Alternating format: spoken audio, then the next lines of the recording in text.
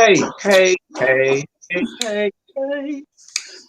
Oh, Fat boy had to get all my snacks together, so that's why I had to make you endure the first, 3 minute intro.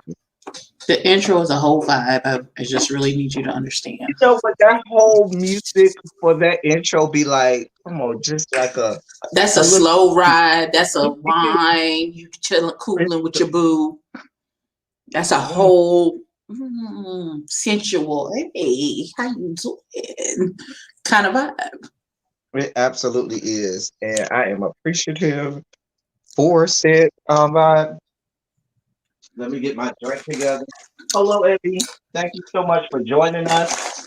And we No should have problem. other guests joining us, and they should be joining us soon. Soon and very soon, we are going to see the king. Um, but seriously though, we definitely will be having, should be having more people on. But this is a conversation that we have to have. Definitely to have, and I am here for it.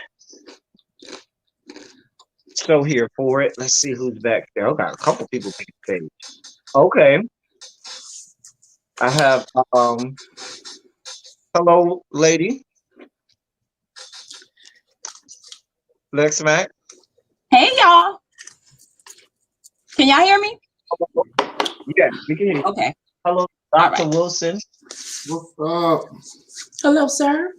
What's up, Hey, Abby? What's up, girl? hey. So anyway, let's have this conversation, y'all. Let's talk. Let's talk. Let's talk.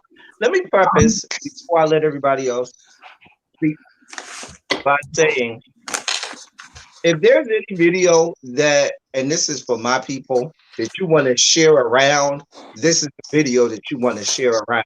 Because serious, constructive conversations should be had. There's a whole lot of fuck shit and fuckery being talked about, being spent a whole lot of time on. But when we get to this point where there is real conversation to be had, this is share worthy. Y'all know I don't ask you to share anything. I don't ask you to just subscribe. I don't ask you to like. I don't ask you to do anything. But I do want you to do that. Hey, young lady, you know how you call a tall man tiny? El Teddy, I was trying to get my cousin who is a law enforcement officer on, but he's busy tonight, so that Okay. we could I was ask trying to him get my line some- brother on too. My line brother is was a police officer in Miami, but also works with the feds as well. And he's actually on the drugs thing tonight. Because I was trying to get my LB to come on, because he said he has a lot to talk about with this, and it may be a continue that we have to continue. Abby, I don't know what's going on with your right. video. Is it A few weeks ago, I had him on the show when we were talking about something pertaining to police brutality, and I wanted him to be able to ask questions to my audience, and he did. And then my uncle, he's a state trooper for Georgia, but he said he wasn't free tonight. So, but this is a conversation that needs to be had. We need to continue to talk about this. So maybe we can get everybody together and yeah, definitely, definitely. So welcome. Welcome. Abby, your screen, is it me or does anybody else see Abby's screen flickering? It's you. it's you. Oh, okay. Oh, maybe it's me. Hold on. What you sipping on? Listen, with him, it's no telling. He always got a good sip. You know. Abby, what you sipping on? This is the problem. I don't know. All right. So yeah, let's first talk about a couple things. I remember I did a discussion. I did a panel last May, I believe it was. And I did a couple of them, and a couple of the videos got shut down midstream by YouTube, who was not here for any parts of it.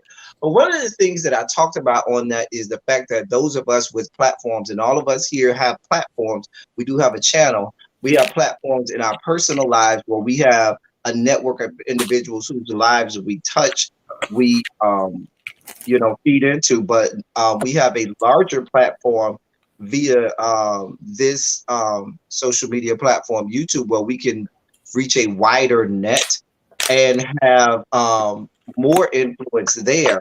And I think it's negligent for any Black person to come on this channel during these times and never devote a single second to something that is killing us, because you could be the next one.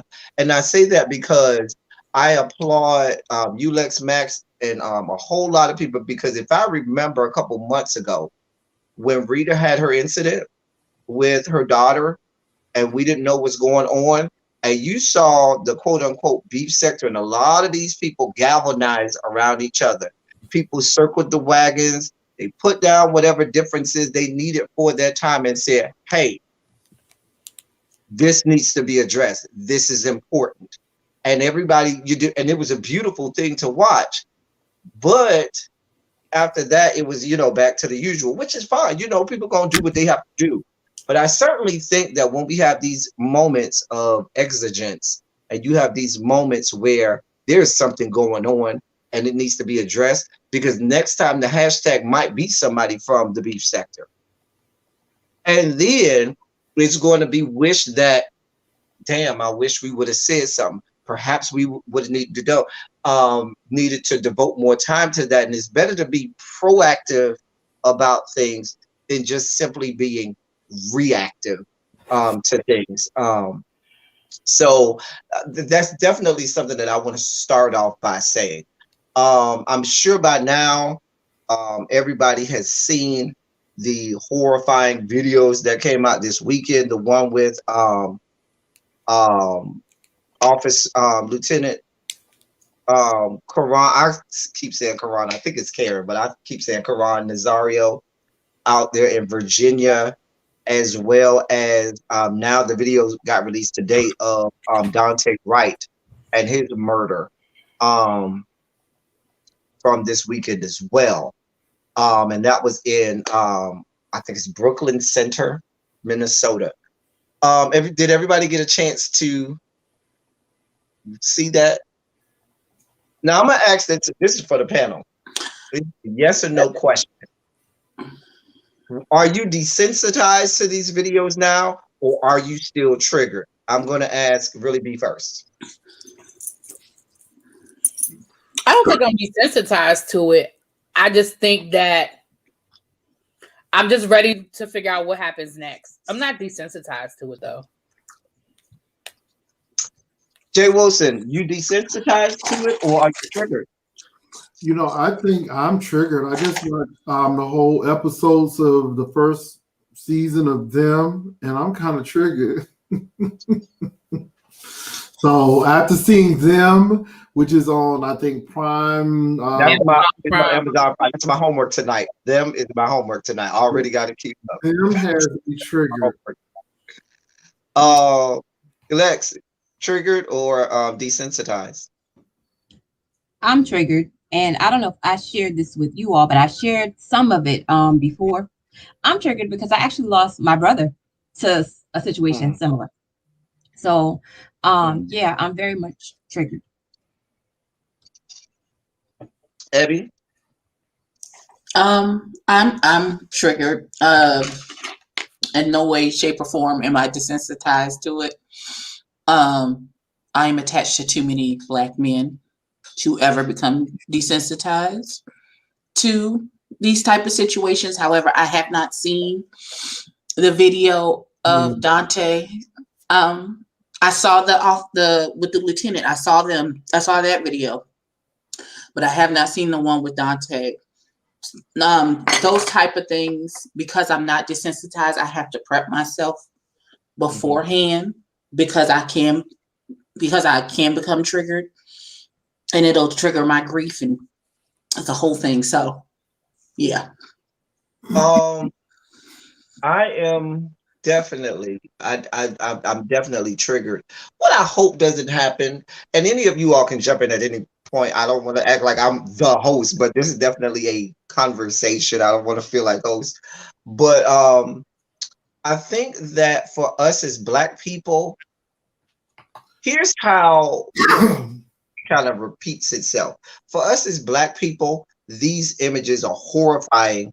I feel like not all, but some white people at this time, this is the modern day lynching picnics that they used to go to, where they watch these things like with the spectacle that some of their forefathers watched it with when they were dressed in their Sunday's best, where that term came from, to go watch horrific things happen to Black people. And I think that, and I preface by saying not all white people, but I truly think that it's like, you know, it's in the same vein for some of them. I really feel at this point, because how else do you explain them watching it and continuing to go about life as if, okay, everything is okay and everything is fine? I don't know. Am I looking at this wrong? Not at all. Not at all. I mean, I don't see that, but I mean, I can't tell you what your point of view is. I mean, I don't, you know what I mean? I can't tell you what your point of view is, you know. I don't see the comparison, but yeah. And let me tell you how I see the comparison. Because if you can sit there and watch a human being's life taken and don't see that as a call to act, you know, for no reason. I don't care if they're white, Black, blue, or purple, and don't see that as a call to action, and don't see that something has to change and something has to be done, and that means you need to speak up, then what else is it than you just saying, oh, it's like them watching a television show and then they just keep it moving because it has no effect on them. And so for people in the 16, 17, 1800s, when they went to go watch these lynchings, that was their entertainment. And for some of these white people, it's like damn near torture porn for them, where they will watch this stuff and say, ooh, and keep it moving. Because that's what it is for, and that's why I kind of see it that way. I don't know. Maybe I'm looking at it way too. They say I'm Hotep anyway, so I don't know. Thoughts on that, Abby?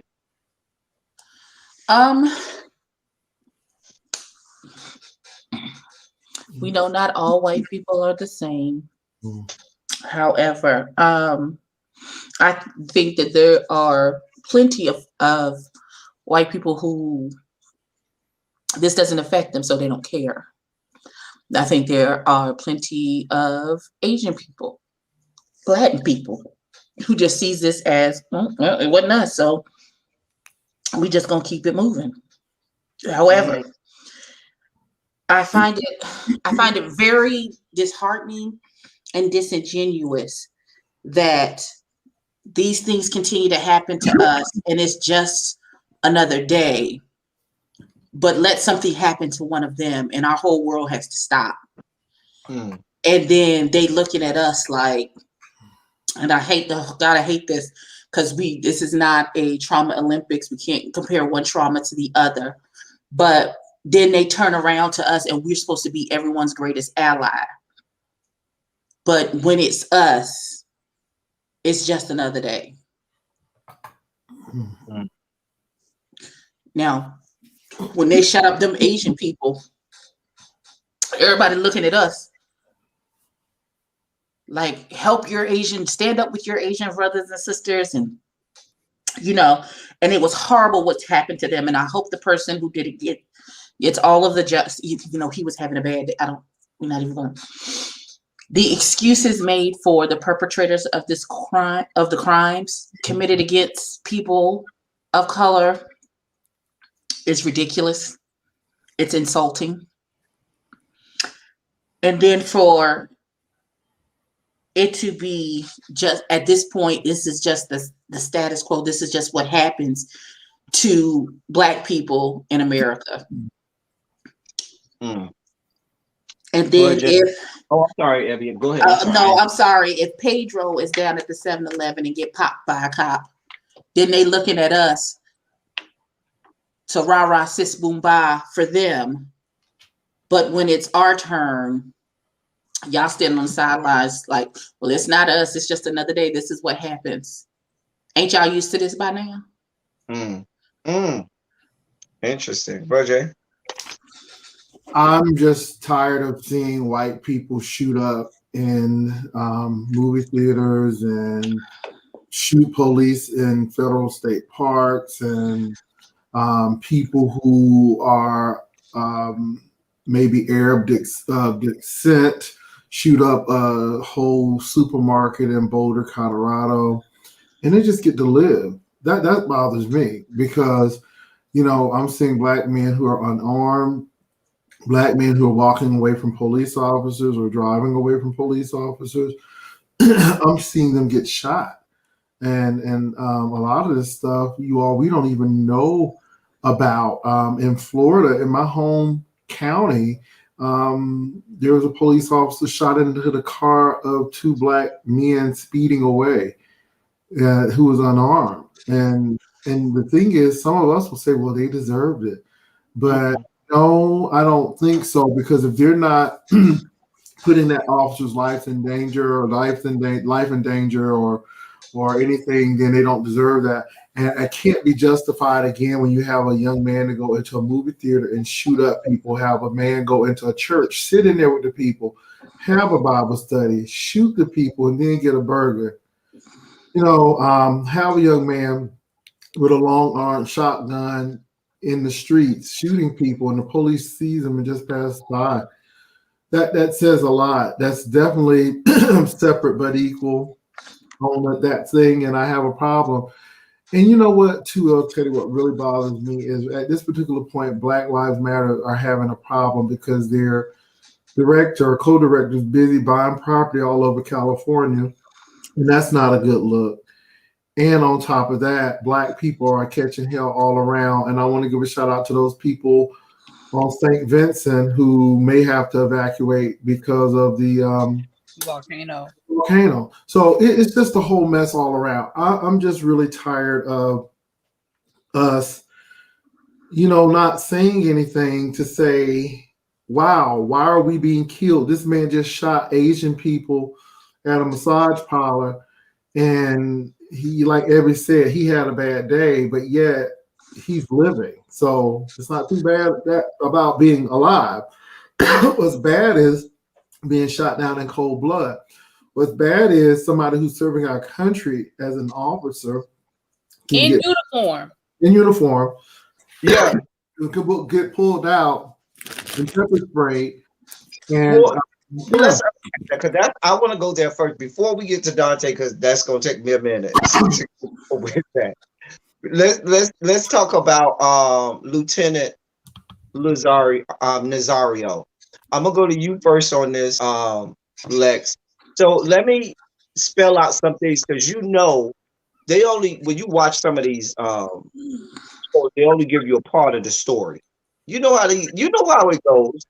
They're gonna paint it one way. It's gonna be like, oh, they was resisting arrest, so the officer had to stop him. So let's be clear. The officer was stopping Lieutenant Nazario, who had just bought a brand new SUV. And I was Lieutenant Nazario. Remember, I told the story about me driving my Yukon Denali, and I had the license plate covered, and I wasn't speeding, wasn't doing anything wrong. And before I knew it, they had already followed me like 2 miles. Mm-hmm. And as I was getting ready to turn, that's when 4 cars rolled up on me, and I'm like, what the hell? So I stopped, and the passerbyers, they stopped too. The ones that know my vehicle, they stopped too, and they got out of their vehicles. But one thing I will recommend is a dash cam for yourself, for your vehicle. But when they rolled up on me, they asked for license, registration, all of that stuff, and if there were any weapons in the car, in the truck. And I complied, but I asked him, I said, okay, so what is your reason for stopping me? And he sat there for a minute without saying anything. And I have my driver's license and insurance card, registration, all of that stuff downloaded on my cell phone because I don't want to reach for anything. So I said, here, you look at it yourself. And my hand, he said, hands on the steering wheel. My hands were on the steering wheel, all of that stuff. So I kept on asking him, why are you stopping me? What did I do? And he says, don't ask me any questions. I said, I have the right to ask you why I'm being stopped. So long story short, someone that I know that has a little, power, they reached the sheriff's office, called them, the 4 officers that had me. Listen, 4 cars, all male.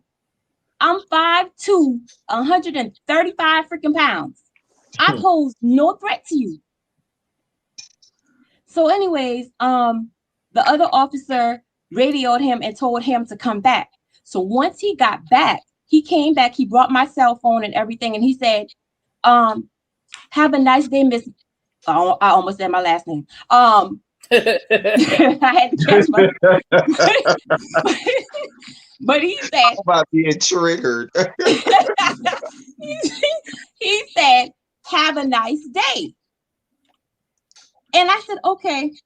So I'm taking mental note of everything, like this officer's name and his badge number and everything. Because my goal is always to get home. I'll deal with you afterwards, but my goal is to get home. Because if I resist or do something that you feel as though that I'm resisting or obstructing justice or whatever, I may not get home. We saw what happened to Sandra Bland. Yeah. So And that's why I said there's always so much that gets lost, because I ain't even heard a whole lot of people even mention the tag part. So the man just bought this SUV, had his tag in the window. They claimed they couldn't see it, but it was called in as a felony stop. Last time I checked, an obscure license plate is not a felony in any of these yet to be United States of America. But it was called in as a felony traffic stop. The man, they turned on the lights, and you know what Lieutenant Lazario did? What all of us should do. Said, I'm not stopping right here in this darkness over here. I'm going somewhere in the light, so if something happens, some kind of way, it can be seen. Because it was the dead of night. So and he was afraid for his safety, and that was very evident. The other part that alarmed me is when they finally stopped and the police got out, they were immediately guns drawn. Immediately. There was no questions. There was no threat of anything. There was immediate guns drawn. And the man had his hands out. Immediate guns drawn. So the third thing is, when the man said to him, you fixing to ride the lightning tonight, I was like, what the green mile is he talking about? Then when the man said, honestly, sir, I'm very afraid, he told him, you should be. So we got exactly. I was floored. So many things going wrong here. Now, another thing that I think is getting lost on a lot of us, and me being from Miami, I'm sensitive to this because I know these people. That young man was not white. That young man was very Hispanic. Let's be very clear. He's mixed. Huh? He's mixed. No, I'm not talking about the victim. I'm talking about I ain't talking about Lieutenant Nazario. I'm talking about okay, officer, no problem. Yeah, Officer Joe Gutierrez. That young man is Hispanic. Well, go ahead. Well, being a Latino, some of them identify as Caucasian. That's exactly where I'm going. That's exactly where I was. Some Latinx people are some of the most racist people toward Black people that you're going to find out there, because they would like to believe that they are just white as the people descended from the Caucasus Mountains. And I think that's a part of it that is getting lost in the shuffle. But be that as it may, the problem starts with the fact that policing in America is inherently wrong. I don't want to hear, because then they talked about, we gave more training and things about it. The training that you all are giving police officers here in these yet to be United States of America is wrong. Yeah. The hiring method or the vetting process for hiring police officers is wrong. And so, because they always get off because, there's a protocol for that. That was in the training. There's justification for that. We have this loophole for that. There's reason for that. It's always able to be explained away. Well, El Chetty too, and the sad part about it is this town, and it's not outside of Richmond. This town is outside of Suffolk, Virginia, which I'm very familiar with. It's closer to Norfolk, Suffolk than it is to Richmond. It's only a population of 2,600 people. Do you think they have $1 million to spare? So, that's the sad part about it too. And now the town wants to do the racial sensitivity training after the fact. And my thing is, if this man successfully wins this lawsuit, that town doesn't. I doubt it very seriously. I'm not privy to their The only finances, reason but we I'm found very out sure. about what the town did was because the video went viral this weekend. Had Yeah, that video not went viral this weekend, we would have never knew nothing happened to this person. They didn't want any parts of this yeah. being known. Would have just went unsaid and left undone, and that black man would have been, and I'm glad that there's. I know we keep calling him Lieutenant um Nazario, and I'm glad to say that he's a sitting active duty officer, but he shouldn't even have to be active duty military for him to have human decency. Yeah, and it's Um, sad too. But the Army's highest ranking person actually spoke and said that they admire that he was calm and had a professional demeanor throughout, and that is from the Army's highest ranking person. But I just want Black people to know that who cares? This is what these people are saying. Who cares if you are an officer? Who cares if exactly. you're an executive? Who cares if you're Oprah Winfrey? We still won't let you in the store if we don't really know who you are.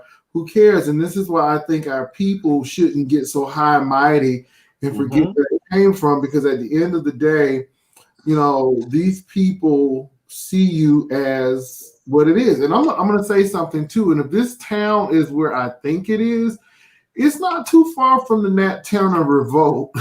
And I think that's really interesting as well, because again, that area, I think where he was stopped, it's very heavily wooded until you get into the town, and the town is not that big.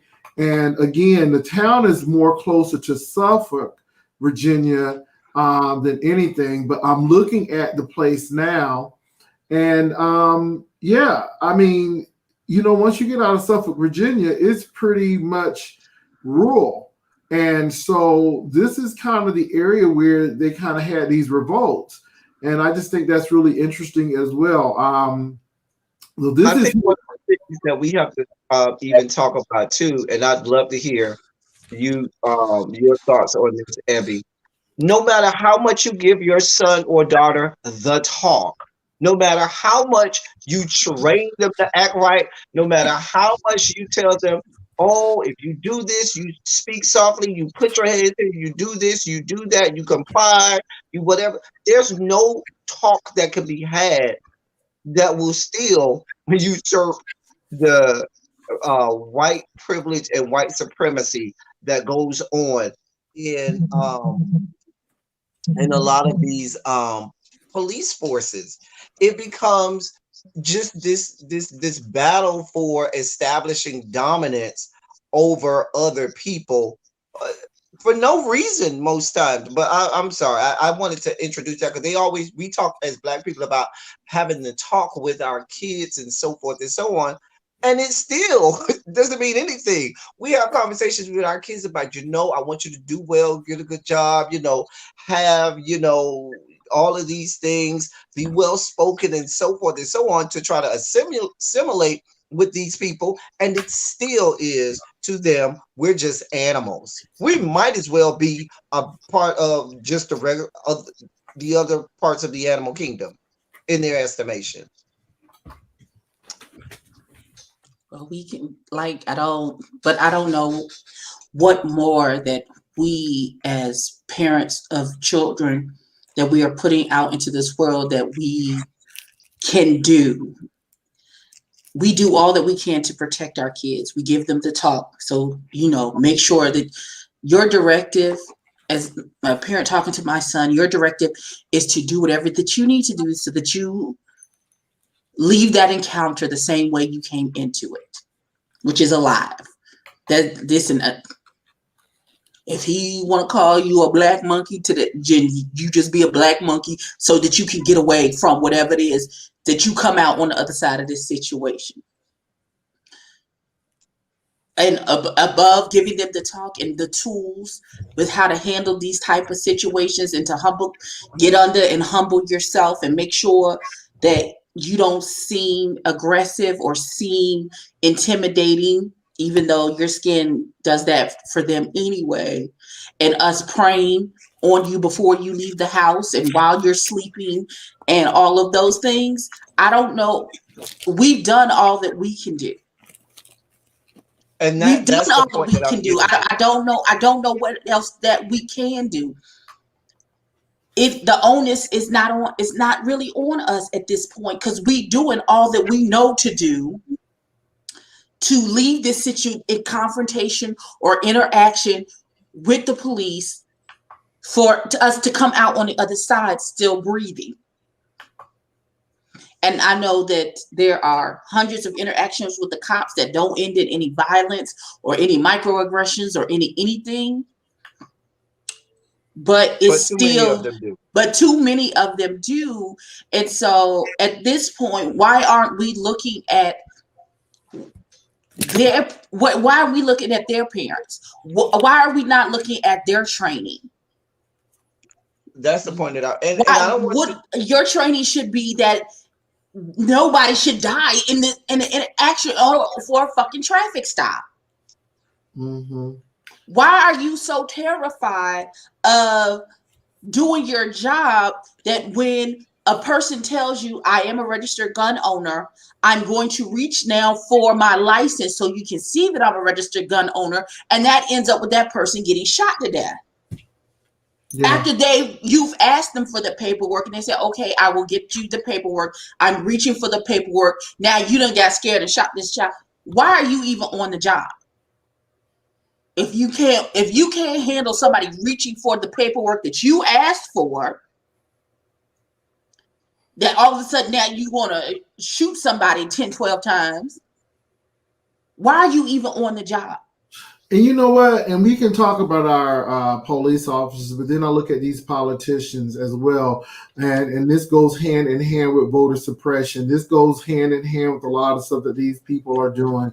You know, not only are the police officers scared of Black people for some reason or want to dominate them and make them feel less than and a second-class citizen, but then you have these draconian voting laws that are geared towards people of color, and you see the same thing. And this is why I'm telling people that, you know, we better wake up to some stuff because, you know, I think people think I exaggerate when I say if people can have us picking cotton again, we would be picking cotton again, because we're at to this place now after that last administration.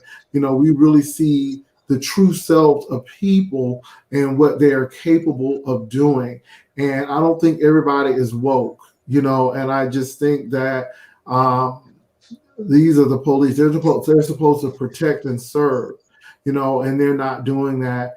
And I can't understand why the news crew could see the temporary tags. And if he had a tag issue, then... Oh, but that came out.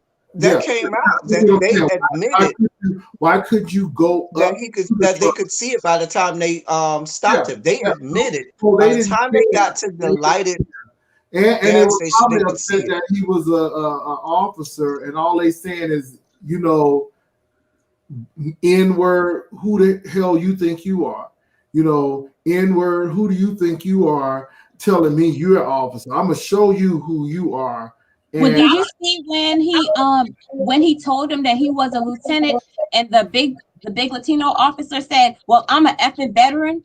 And I'm like, yeah, it's like who do you think you are? Well, I'm gonna tell you what it was. Well, at least in my opinion, what I think it was the audacity that he would not comply. Because the thing is this, they had already seen the tag by the time they pulled him over. But the fact that he had the audacity to keep driving to a lighted area because he knew his rights and he knew he had the right to do that. That by that time they were pissed off and they were in their bag. And now it was about proving a point. Because you're absolutely correct. The fact that they admitted, by the time we pulled you over, we knew. To me, I think that was more about oh, I'm going to show you. How dare you have the audacity to think you can question my damn authority? That's how I took it. That's how I took it. This uppity nigga think he not gonna listen to me when I Exactly. And then you saw that when they first called him, they called him a lower rank. They assumed. No, now here's the thing: if you're a veteran, you know how to read a uniform. You now, know for what the somebody like me, I don't know what the bars mean. I don't know what all of that means, but you do. If you were in the military, you can look at a uniform and know exactly what somebody's rank is. And so when they called him a field. They called him something that I know is a lower rank than a lieutenant, and he corrected them, but he wasn't rude. He was just assertive, like lieutenant, and that pissed him off too. It was just that the audacity. And it goes back to one of the problems with, and you cannot tell me, and I know police officers will fight and win me tooth and nail, say, no, that's not it. You can't tell me that somewhere in that training, they don't some kind of way psychologically train these officers that they have to, they have to assert their dominance on people, because it always ends up being some type of master slave relationship situation. Always. Well, that goes back to the origin of the police force to begin with. We've talked about that really. But again, it goes back to where this place is located. This place is about like 15 miles from Cortland, which was called Jerusalem, where the Nat Turner Rebellion happened, and they had that slave patrol in that area. People don't understand that Virginia was a land of plantations, and people don't understand that, you can go to Bacon Castle, you can go to a lot of plantations still in Virginia, and you better believe that once you get out of places like Norfolk and Richmond, even Richmond proper in certain places is not safe. So, Northern Virginia, maybe a little different, but when you get down past Fredericksburg and start going west in the mountains, and it's a whole new Virginia. It's just like Texas. You're safe when you're in certain areas, but once you start getting out in certain parts of Texas, you got to be careful.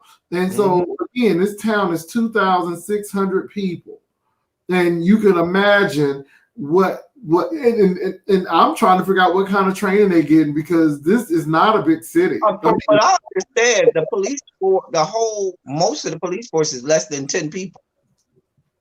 Yeah, so it's really interesting, and this is what I'm saying. I think, I hope he wins his case. And I know the officer is fired at this particular point, but he's gonna pretty much bankrupt that city, because it's not like they have a whole lot of money. I mean, you only have 2,600 people in that town. It's not like a whole lot of coins going into it, and I just think they get what they deserve. Geechee girl, Lex Mack, explain to me how you allegedly were reaching for your taser or pulled the gun. Mind you, they said that in their training, that police force is trained, gun is always dominant hand, and the taser is always the less dominant hand. And that is trained, that is proper. Also, last time I checked, when you got a Glock or a gun, don't you gotta rack the Glock? Don't you gotta, I'm just saying. A taser First of all, I'll tell you, with a taser, you could really explain that. But with a gun, first of all, you have to cock it, put one in the chamber, and all of that stuff. So with that lie that's being told, we don't buy it. We see it for what it is.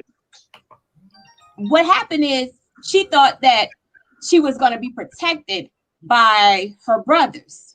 That's what she thought. She didn't think that this was being recorded. That's what she thought. She thought that she was going to be able to get away with this and say, oh, she was in fear for her life. That's what she thought. Mind you, how are you in fear for your life? And there's how many other officers around you, ma'am? Make that make sense. You We in fear can't. of your life, and you got how many? You really think that they got all of these other male officers that's around you finna let you? Come on now, come on now.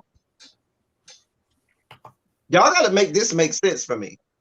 I wish I could. I can't. It's just like what Jay Wilson led with earlier about the two boys. What was it? Angelo and what's the other one's name? Grooms. Jay Wilson from your hometown. When those boys got stopped and they were driving away, and they just opened fire as they were driving away. Those boys did not pose a threat. Brevard County, Florida. Brevard County, Florida. See, this don't make international or national news. This is in my hometown. I forgot the boy's name, but I called my one is AJ Grooms, and I can't remember the other guys because I donated to his GoFundMe. Because they were having problems there, and I donated to the GoFundMe. So one of them is AJ Grooms, but I can't remember the other young man's name. Yeah, I can't remember, but they are from the Cocoa Rockledge area. And here, you know, before this case came out, when this case first came out with Dante Wright, there wasn't a video at first. And I said to myself, if there isn't a video for this, you already knew how this is about to go. You already knew how it was about to go. And when the video came out, I was like, I'm glad that there's a video. But then when I heard that it was a white, well, it sounded like, I don't know if she's white. I'm not going to assume she's white, but it sounded like she woman. is a Caucasian lady. If you watch the video, you will see her running towards the car. So she is a Caucasian lady. The video I saw, it was only a couple seconds, like right at the door when they shot the boy at this. She says, "Oh, that was my gun, not my taser." That's the one that I saw. But regardless, you know what white women do. They weaponize themselves with their tear ducts, okay? That is the most deadly weapon that white women have in their arsenal, their tear ducts. And the tear ducts of white women have caused the downfalls of entire civilizations and empires. Let's be very clear.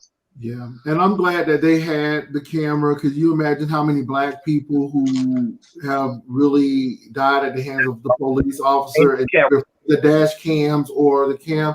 And the sad part about the Minneapolis situation, Minnesota rather, situation is Brooklyn Park is very diverse, and Minnesota is pretty much a liberal place. And the mayor is black.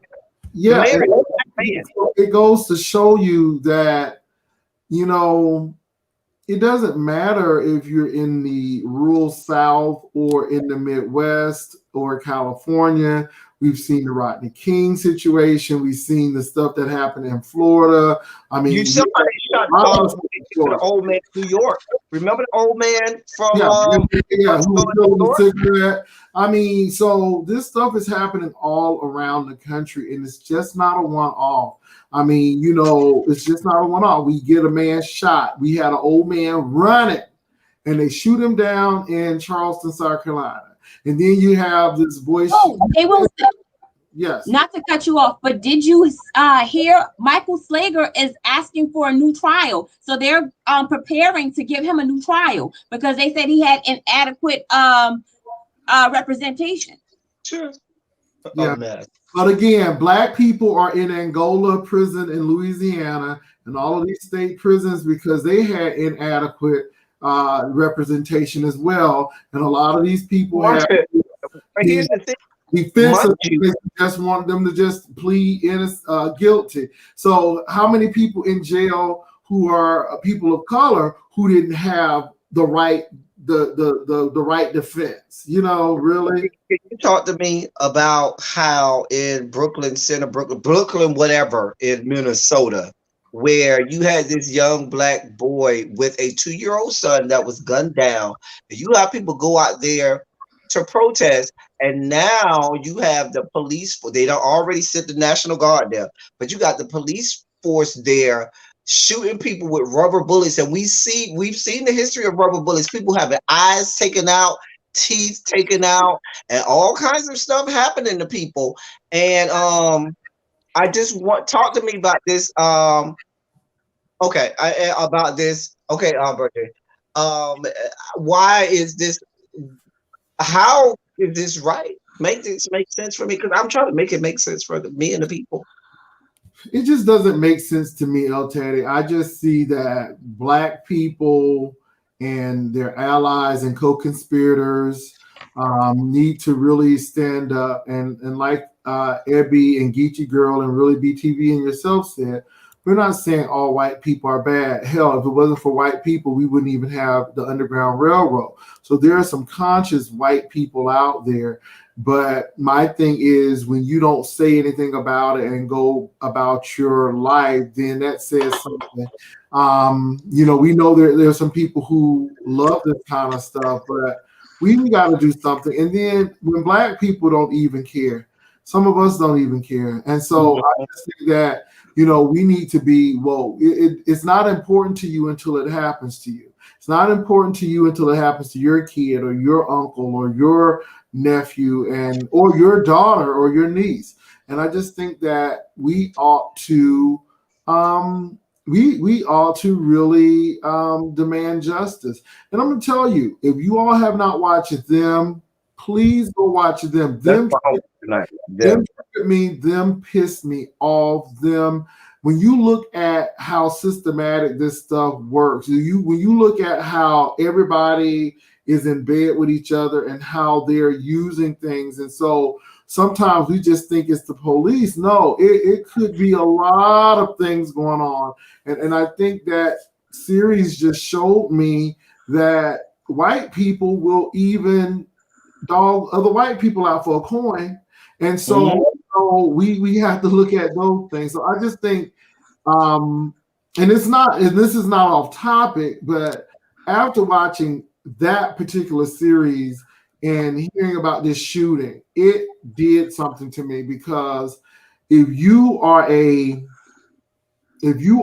person that can get triggered about injustice, them is something you want to watch. I'm telling you, that thing got my blood boiling, especially when I learned how they sold houses to black people. And that even burned me up and how they don't ruin it for us. Some of us got that homework tonight. Okay, I know they got the homework tonight, but look at the part with the real estate agent and the police, and you will. Ebby, my question to you, Ebby, and then I'm going to you, Really B. Can this problem of policing be fixed? I didn't say how, but I'm asking you, can it be fixed here in these yet to be United States of America?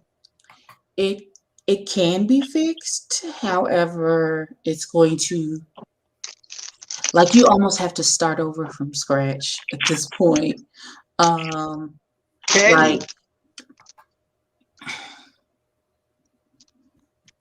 Like as long as the blue wall is there, the blue wall of solidarity where they're covering for each other, I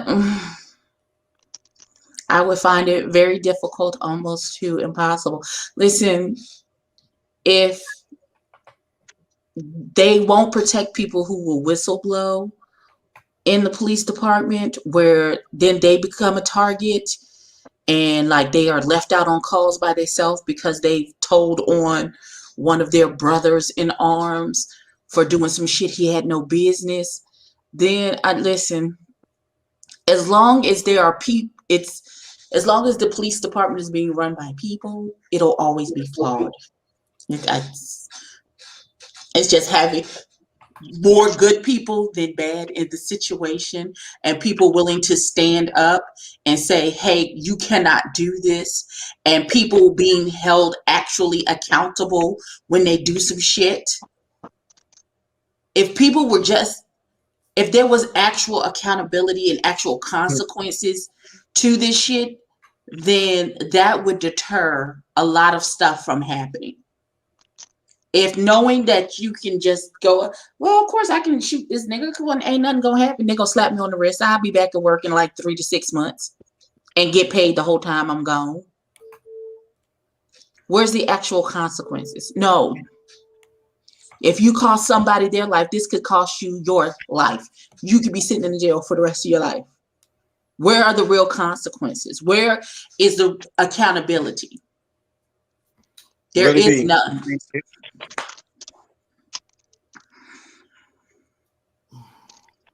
Really big. Oh, I thought you same was question. talking. No, I didn't hear you. I didn't know it was my turn. I didn't hear you say really big. My bad. I mean, I was waiting for. I thought Eddie was still, answering. I didn't want to cut her I'm off. I didn't sorry. want to cut her I'm sorry off. if I about Eddie. I'm sorry. It's the same question. Do I think it can be fixed? Yeah, I do. I think it can be fixed. Y'all are way more optimistic than me. Well, because here's the thing. All right. So, okay. So if there's no optimism that it can be fixed, so then what is the alternative? That we just continue to live in this for forever? I think during our lifetime we will. I think it can be fixed. Now, the question is it going to be fixed, and are people going to do what it takes for it to fix it? But can it be fixed? Yeah, it can be fixed. I think the biggest thing is what Eddie just said, and it sort of piggybacks on what Brother Jay said when he's talking about the consequence to this small town of Virginia. Unfortunately, the consequence to the small town of Virginia is they're either going to have to get help from the governor, or they're going to have to eat it, and it's going to have trickle-down effects throughout their town, throughout the municipality. And so if there are no consequences, nothing will... Listen, at the end of the day, no one is going to change because they're going to all of a sudden start feeling sorry for Black folk. That's not going to happen, no. But will it change if we start seeing some of these juries going in the other direction, and we start seeing some of these lawsuits going in the other direction, and people are going to start being held accountable financially and with their freedom? Yeah, then it's going to change. But as long as every time I see if I'm a police officer, and every police officer that I know that gets a charge or gets a complaint gets off, why would I change my behavior? I'm with you 1,000%. Lex, here's Okay. my Okay, can I say something really quick before I have to leave? I just posted political stuff of how Camden, New Jersey had to abolish its whole police department and start all over again with retraining, and how it has worked. So I did post that in the private, and that's what some people are not willing to do. So I did post that. Abby or really, can y'all repost that? And Sure. Public. Well, Lex. and Teddy, I don't think it can be fixed, because this is a conversation that me and a few people had, and I always said, this was my thought process. I said, well, we need people that look like us to police our neighborhoods and our communities, but that won't be a fix, because some of them that look like us, that wear that uniform, they forget that they're one of us when they're in the uniform. So Absolutely. So it's like, what do we do? And we were having a conversation today, and I probably shouldn't say this on here, but I told one of my relatives, I said, y'all not gonna rest until it's open season on cops, because people not gonna take any chances. It's but killed or be killed. So that's what the average Black person feels when they're stopped. When my brother got killed, El Teddy, listen, anytime I saw a police car or one got close to me, I would vomit. I would pull over it and I would vomit, because I became fearful of law enforcement. And hell, I'm a law-abiding citizen. Well, he was too, but what I'm saying is, you could do everything right in the world. Mm-hmm. But because you're born Black, you're a target. And see, here's the reason for my pessimism. My pessimism is some of the things that you all talked about, because as these lawsuits come, my fear is, even if I'm gonna take Derek Chauvin, just reading that right now, and this is all hypothetical. Let's say he wins it. He's immediately going to appeal. He is not going to win it because no, I'm sorry. No, let's say he loses. Let's say he loses, that he gets convicted. That's what I meant to say. He will immediately appeal. Once you start to go up to the appellate court, and then it goes up to the circuit courts, You know what I'm saying? What people have forgotten is the damage that's been done over the last 4.5 years, where Mitch McConnell and Cheeto Man have aligned these courts with judges and people who have no reason to have any problem with police, with what the police are doing. You are absolutely correct. And they know this, and they're being told this. Trust me, the police unions and so forth are telling them this. Don't worry about it. We got you. Don't worry about it. We got lobbyists all the way up to DC. And I know, really, you can speak on the fact that there are a lot of, just like they talk about, there are a lot of lobbyists for the NRA. There are a lot of lobbyists for a whole lot of unions out there as well that are in the faces and in the ears and in the offices of lawmakers and people in positions of power, so as to keep things status quo as they've been going. Really, you anything on that?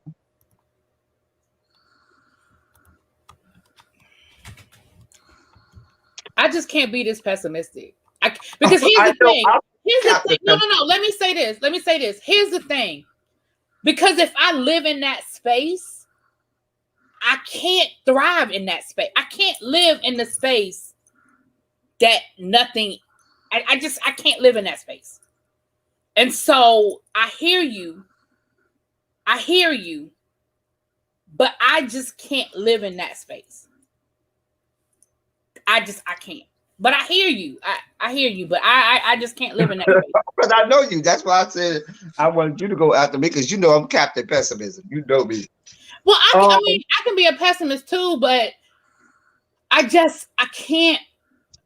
But let me say this. My pessimism, and you know this about me, really, does not stop my fight. My pessimism and realism does not stop me continuing to use my platform and be the voice for, we need to be informed. We need to do everything we can to, thwart this. My question to you all in the panel as well is, how is the problem fixed? And I know one of the things we've all agreed upon, and I shouldn't assume we've all agreed upon, but I think we all are thinking it, you got to start from scratch again. But once you start with that clean, open slate from scratch, what then? What is put in place to change what this is? Because changing the police force still doesn't change the inherent racism latent into the fabric of these yet to be United States of America. I'll let you go, Abby. How do we fix this problem of policing? That's a shit. If I knew, I'd be a billionaire. You might not, because they might not listen to you. Listen, it's got to do with the fact that when you have the police policing an area, they need to honestly be a part of that particular neighborhood. There needs to be, I know that Mr. Johnson lives down there and that's his nephew, and like they need to have some type of tie to be a part of that neighborhood, instead of you live way across town in the suburbs and you're coming into this necessarily urban area where you see them as you are the security guard at the zoo and you got to watch all the animals. You know what I'm saying? Like everything, you don't know nobody. You looked at as the ops instead of that's Mr. Joe who lives next to Mr. Johnson and he's been here for so many years and he cool people and we know him and he knows us and all that good stuff. Like the police need to be able to see the humanity in the people that they are policing. I don't know a better way to say that or put it so that it makes sense for everyone. I think we get it. Yeah, there used to be a program here in DC, because I applied for the program.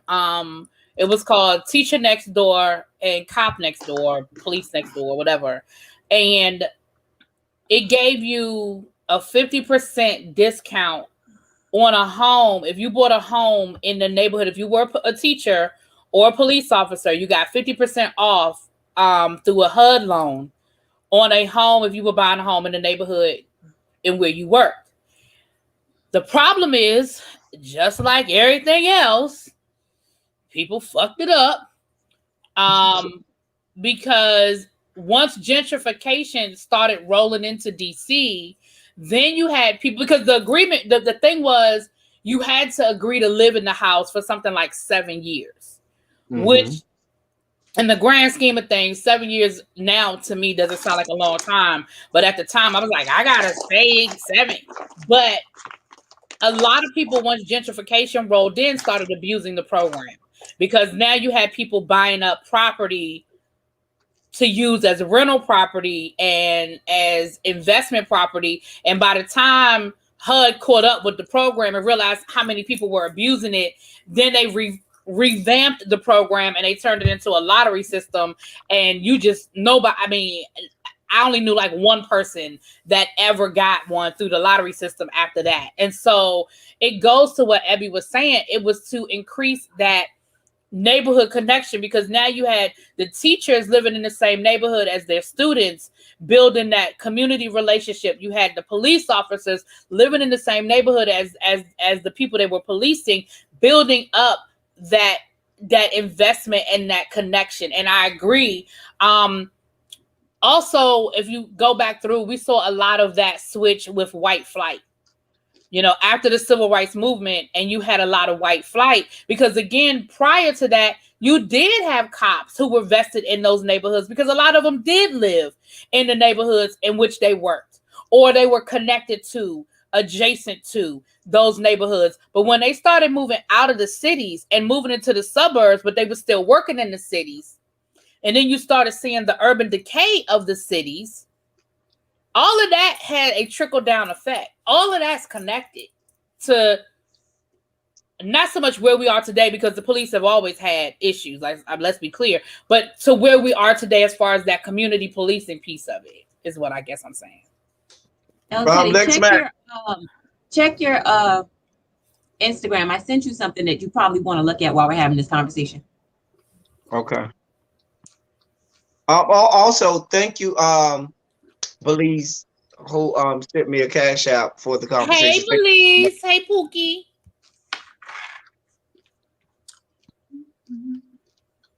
Go ahead. I'm listening, Lex.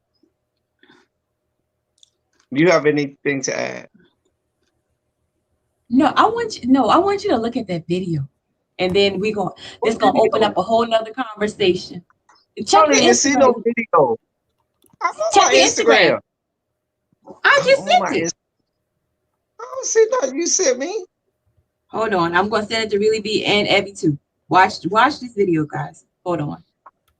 Anyway, while you did that, one of the things that I think that we should do is, if you wipe the clean slate, I don't think that the regular police officer patrolman should have guns.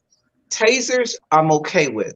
I think that at the point where you have to involve guns, that's when you get SWAT involved and other police units where there's a protocol involved before you get that to happen.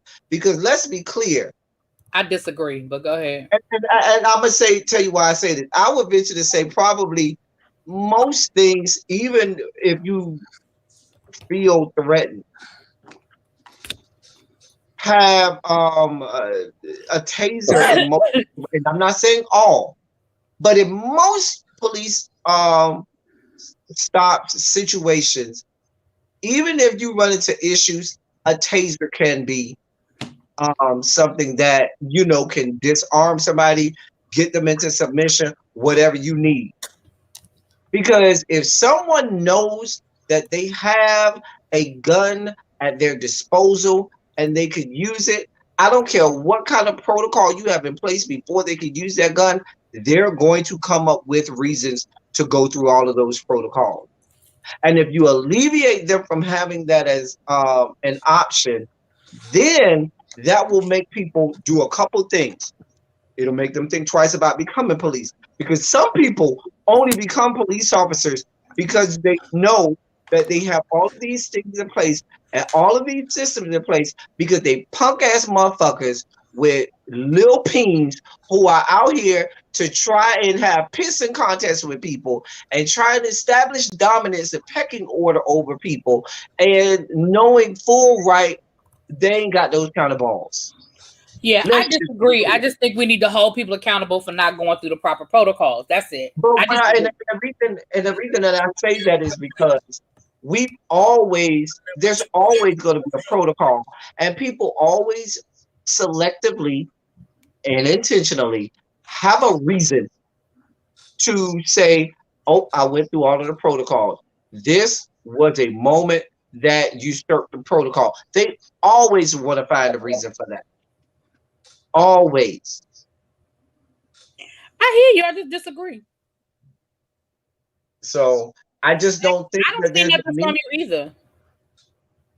I got something from I just got something from Lex. But Oh, okay. Maybe it's gonna take another minute to come through then, because I don't have it. something while I was Abby, you shaking your head like you agree with me. I don't know if we can rewind back from, I believe they've always had guns, so I don't know how. But I said if we're My starting thing is this: if I call the police because somebody is robbing my house, I want them showing up with guns. I don't want them showing up with tasers. I want them showing up with guns. They don't have. Well, they need to do is bring a body bag if you come to my house with that boobs. Because listen. Well, all of us don't live in stand your ground states. All I'm saying is, if I call the police, I want them to have a gun when they show up. Sorry, that's me. But you may be a Tatiana Jefferson when they show up. That's fine. I understand that too, but I want them to have a gun. I don't. Okay. I think that at this point we are so beholden to that notion and everything. I think that in order for us to have a serious conversation about policing, about gun reform, about all of these things that all tie in and mix in with each other and so forth and so on, we have to talk about that. It's just way too out of hand, because if you tell me that you are going to continue to allow these police officers to go out there without a gun, with a gun, just nilly-willy and stuff like that, what's going to end up happening is the same. We're going to have more of the same. And even if you tell them, well, there's going to be a consequence, you might get fired, this might happen, you still gonna end up with dead bodies. And you telling me, well, at least that officer got a consequence, is not going to do anything to the people like Lex Max and mothers of the world that have to bury their sons and all types of family members who you telling me, well, at least he got fired. That doesn't go a long way. I don't give a shit that they got fired, because they're still alive to get fired. Well, here's the thing, because at this point, you'll pry them guns out their cold dead hands at this juncture. So, listen, I feel like listen. Hold on. I feel like training for police officers need to be like getting a whole damn degree. Just like police officer jobs should be just like doctors save lives, and they have to go through rigorous training to become a doctor to save a life. I agree. Police need to have just as much vigorous training and schooling before they are let out on the streets. I agree with that 100%. I'm here for that, definitely. I think that there needs to be a whole reform. I think part of the police reform has to go in conjunction with reform on gun control and stuff like that as well. I think all of that is tied into each other. All of it is tied into each other. It is. And even if somebody's robbing my house, as angry as I am, I still am conscious enough to say, I don't think that they should be blown off the earth for robbing my house. Now, it's a couple people on the YouTube streets if they come into my house and knock on You my know door. what? No, we're not gonna do that. We're not gonna do that. I'm gonna say this, and I agree with what you guys are saying. And yes, so Jeff, I understand that the UK, but the UK also doesn't have, the Second Amendment, and everybody and their cousin got a gun. That's why I said we need to reform all of it. And I agree with that. And if that's what, and if we do that, then I'll rethink that. But as long as everybody and their cousin can walk around with a gun, I understand that people misuse them, and I understand we're talking about police, brutality. But for me, that goes into the reform and in the training, because like Abby said, until we gonna get rid of all of these guns, I don't want, because that's just me. That's me. But I think we agree, really. I think my problem, you didn't even let me finish. But you said you want them to get rid of the guns. We don't agree. I think that all of it should be gotten rid of, from the citizens as well as the police officers. That's what I'm saying. No, you can't have my guns. See, and that's why. That is exactly what Abby just said, and that is why. That's why. That's why it's not gonna happen. That is why I am so pessimistic about real and true police reform in these yet to be United States of America. But that's not okay. But see, to me, that's two different things. Let's keeping her gun has nothing to do with police reform for me. But let me say this: you can do all of the training in the freaking world you want. You still gonna have Tom out here, Bob out here, that become a police officer who wants shit, and none of them motherfuckers got a goddamn gun. And even though you say, yeah, they went through the training, they went through the protocol, because they already have training and protocols and everything in place. But that's where the reform comes in. We don't keep doing what we've always done. We start really doing mental evaluations, long-term mental evaluations. We do repetitive evaluations. You should have to go back and have a mental evaluation every year. Like the training has to change. The training has to change. So for me, for me, it's two separate issues. I do think we need gun reform in this country. To me, that's separate from police reform. For me, it is. But I agree that both need to happen, in my opinion. But even treat police reform as separate, and I'm throwing gun reform over, like you said, to the other side. Even if I treat police reform as separate, I don't know that there are in place mental screenings and checks that would be a mental screening and check for Tom and Bob, who ain't shit. Yes, there are. Hence, yes, they absolutely are. There are. Why aren't you checking their social media? Why aren't you? I'm sorry. Go ahead. I'm sorry. Why isn't the interview process before they even are let into the academy to even begin the training? But there are places where that happens. There's just no uniformity to it. There are places where people cannot get on the police force because they can't pass the mental. They can't pass it. Okay, because so what about the ones who fake it until they make it? They're mentally insane, and then they're competent enough to police these areas, and then when they get past the academy, and then they become officers, then the true them actually comes out. And I'm not saying nothing is 100% fail safe. Now y'all looking for perfection, and that's never going to exist. Now you look for perfection.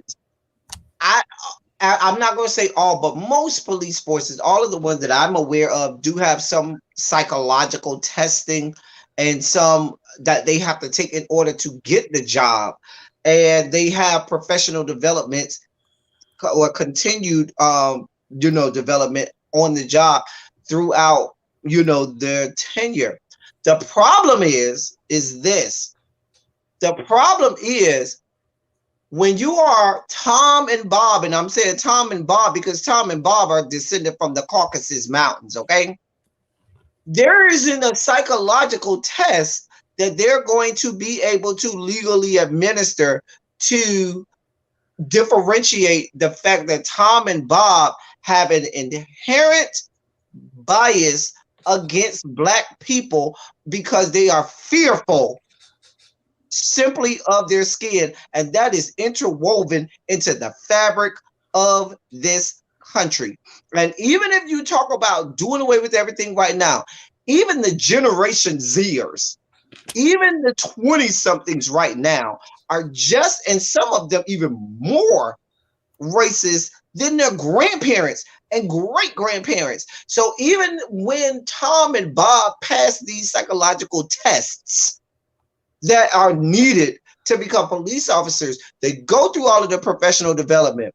When Raheem over here, the starting tight end, for his college football team, who's 6'8" and weighs all of 255 pounds of chiseled granite, is dark skinned, got all kinds of dreads and stuff on him, and Tom and Bob pull him over. Tom and Bob are going to concoct every reason imaginable about why every protocol they needed to take his life was the right way. And that is where I'm going. Because if we're going to talk about police reform, that is not, and we talk about, okay, we're going to do, that's not going to change. See, I can't do that. I can't live in that world. I can't live in the world that says that nothing will ever change. You're asking about reform. That is what reform is. Reform is we have to figure out how we're going to train people properly so that they don't see Raheem as the threat, so that they see Raheem the same way that they seen Joe. And I know that sounds crazy and that might sound impossible, but you're asking about reform. That is what the fuck reform is. Throw the rule book out and start a new one. Version of reform. My reform says that you don't even give reform says it can't happen. Tools and weapons with which to take, not Raheem. You don't even give Tom and Bob the tools and weapons with which to take Raheem's life. They gonna choke Raheem out. You gonna take their arms. You gonna take their arms and legs. Kill Raheem. Derek Chauvin used his knee to kill somebody. Okay, exactly. Like, I don't understand. That they don't still kill somebody.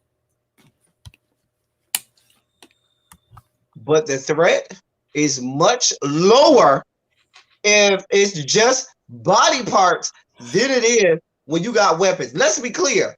Much more police killings happen via a weapon in terms of a gun than there are. Now, I'm not saying it won't happen. I'm not saying it, like you said, really, I'm not saying it's 100%. I'm not saying we're going to alleviate any and all, but it would dramatically curtail a good portion of these atrocities if these people don't have instruments outside of body parts with which to take someone's life. Well, that's just not going to happen. That's unrealistic at this juncture. Honestly, that's just realistic. You moving in where they just carrying around Bobby clubs because they don't like niggas over there either. Yeah, and they're gonna bop you in the fucking top of your head with that billy club. So, what you want? You want a bullet or a billy club? Because. But here's the thing, and I'm gonna ask this question: is the chance of a Black man getting killed by a police officer lesser or greater in 2021 than it was in 1921? That's a yes or no question. That's not a yes or no question. You said is it lesser or greater? It's the same. Well, I'm sorry. Yeah, you're right. That's not a yes or no question. I'm sorry. Is it lesser or greater? You're right, really, B. I'm sorry. I sound like an idiot. For me, it may not physically be the same. It may not be truthfully the same, but it feels like it's the same. Like I feel like we're still walking on the same eggshells. We're still doing like listen, watch step. Don't say nothing crazy. Make yourself look small. Mm. Don't antagonize. It's the same. It's the same. Nothing has changed but our clothes and the technology. Next, Mac, is it lesser or greater or the same? I believe it's greater. I believe it's greater. Okay, so here's my thought process. Okay, so we can say that we need better training and all of this when it comes to police, but before these people were police officers, there were once children, right? Mm-hmm. And children, if they have racist parents, are Come on being now. taught to hate too. Come on So now. it doesn't matter how much training they have, if it's already instilled in them to hate as a child, that hate is not going to go anywhere if it's embedded in their family. Now listen, hate is absolutely a learned behavior, and if it can be learned, it can be unlearned as well. That's all, But and that that's learning process only comes willingly. very true. Dad, listen.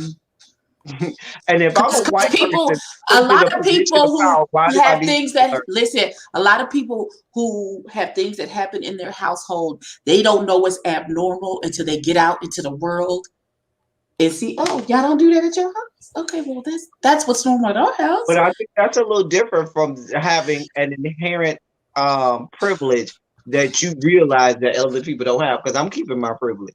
Really be lesser, greater, or the same? Here's where the historian in me is going to come out. Historian, yes.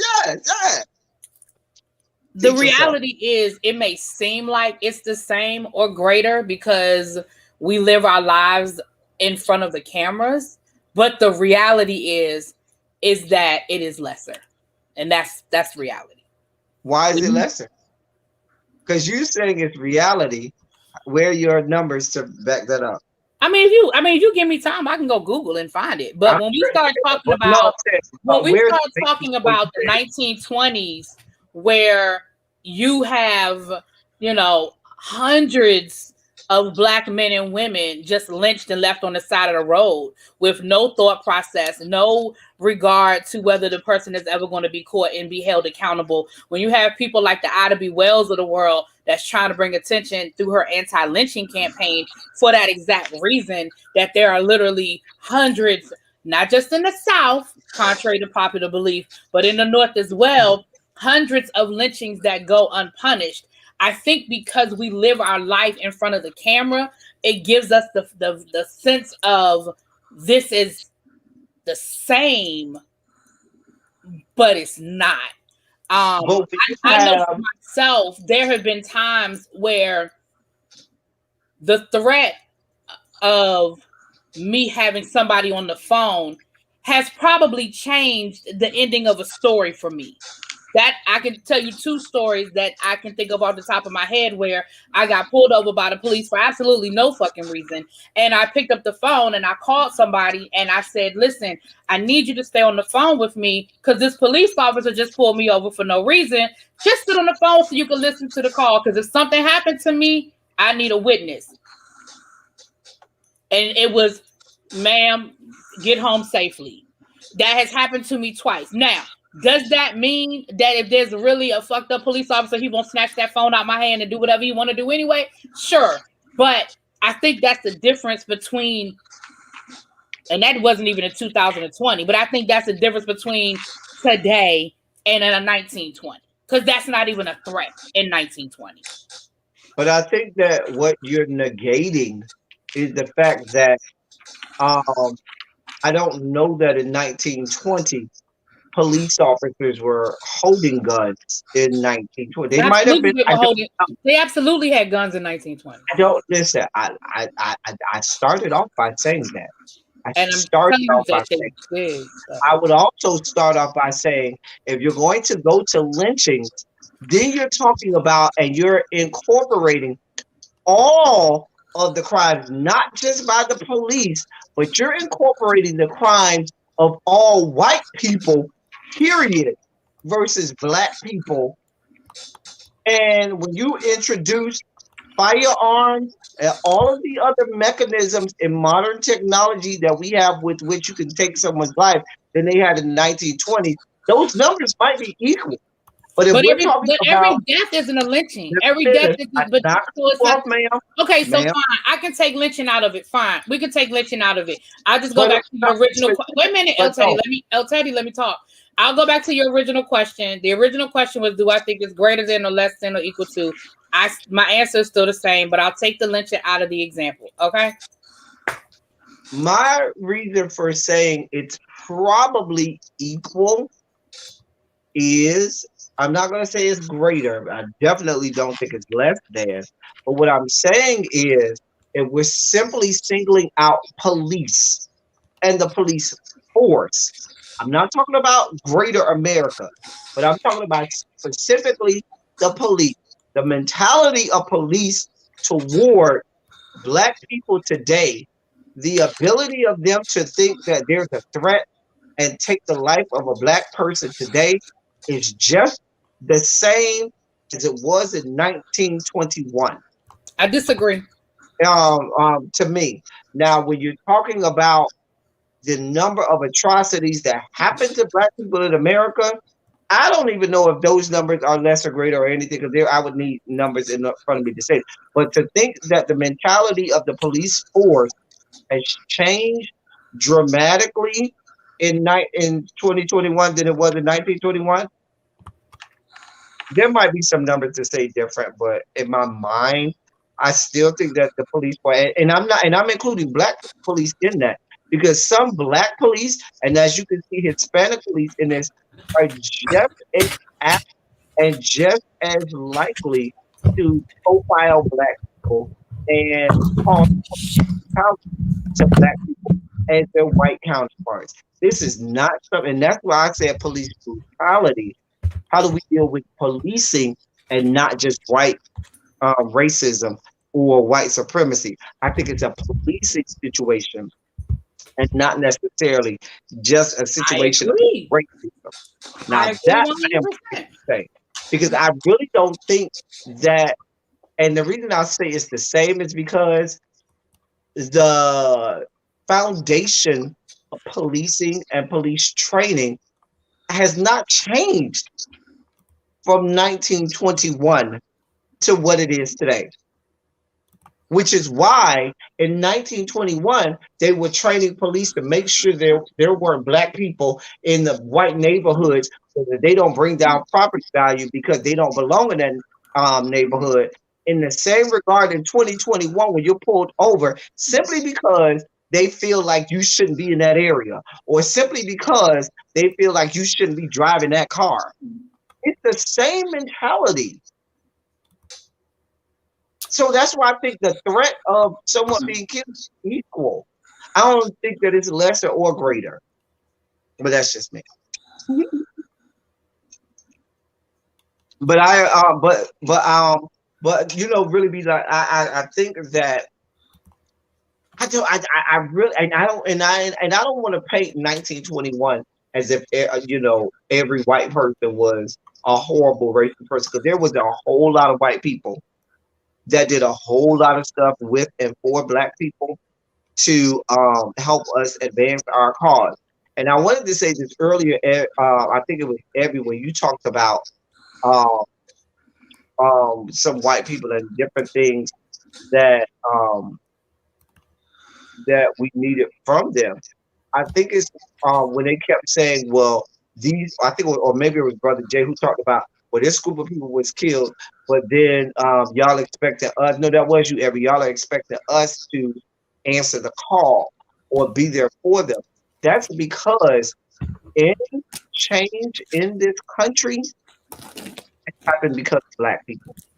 Every change in terms of civil rights, every change that has advanced the cause of other groups and minorities and subsects in this country has happened because of black people. So there is still the notion that we are going to It started with black people, and it trickled down to other. Qualify Um, that statement for me, please. Say that again. Say that statement again. Every what? when change happened in this country, black in terms of civil rights, in terms of equality for all groups in this country, it started with us, and it trickled to other forms. Whereas other people might have used it as the blueprint, or it might have stemmed from other people. You looking at me crazy? Go ahead. You finna try. You finna tell me something else. I'm listening because I'm trying to understand. But I'm my listening point, to understand, not to respond. I'm just trying to my understand. point is, when there was the statement by Evie made, why they always looking to black people to see what our word was going to be, and why our voice, what we were going to say about incidents that involved other people. That's because we were the agents, the conduits by which change in this country happened. Women's suffrage happened because most of those leaders of the women's suffrage group, I mean, suffrage started off as abolitionists. Then they went around learning about how to move and how to do things from the abolitionists. They would tell you, when civil rights for all the other races and minorities happened, it came via the civil rights movement spearheaded and started by black people. And so even today, when you have atrocities that happen to other minorities, they turn it, like Abby said, and look at black people like, where y'all at? Are y'all over here fighting for us? Because once again, we are the leaders of the pack in these types of movements here in these yet to be United States of America. Sister Jeff says he loves when we good. Good. I disagree with that statement, but I don't feel like arguing. I don't want you to argue, but I do want to learn. Listen, we're the blueprint for a lot of things. There would be no culture without us. We are the culture. We are the sustenance. We are the bricklayers. We form the foundation off of the backs of our ancestors. Listen, I wanted to know. I just want to know.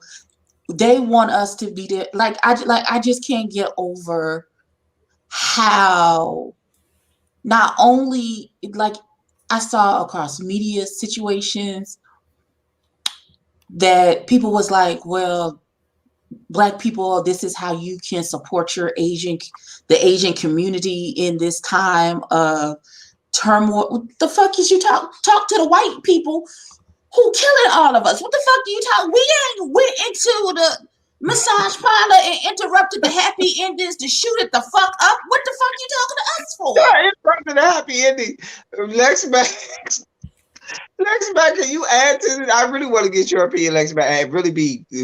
I don't want you to think you're gonna go away unscathed.